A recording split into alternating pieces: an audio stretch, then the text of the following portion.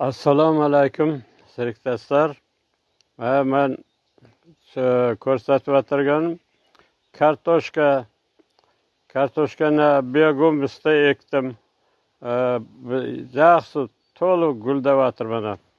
Bu iki joyga oldin ekilgan. Bu yerda mana iki joy bor. Birisi 10 kun keyin ekilgan, bu ham gulga tushib boshladi. O'tgan yilga qaraganda o'sha kartoshka boshqacha kuchli ko'karyapti yaxshi. Uni yonida bir gredkam chuvalchang ichida to'la tig'iz. Undan keyin mana bu yerda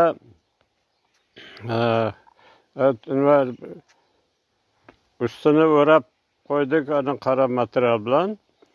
Bu yerda da chuvalchang bor, 35 metr yerda. Mana o'rtasida juzumni urazay yaxshi, to'liq urazay beryapti. Vermechay bilan yurg'izganman.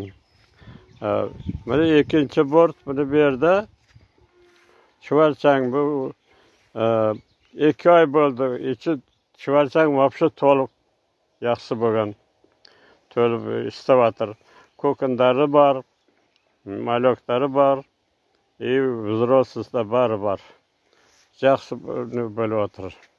Endi bu yerda yana bir ko'rsatadigan narsam, ikkinchi bir bortim bor bu yerda. Kartoshkadan keyin bu yerda bort bor. Bu yerda chuvalchang o'ta tig'iz. Uni sotuvga qo'yganman. Mana bu yerda bog' bor. Bog' ko'rsangizlar, mana bog'ni ham ko'rsatib qo'yay. Shaftoli bor, juzum bor. Anar guldayotir buni.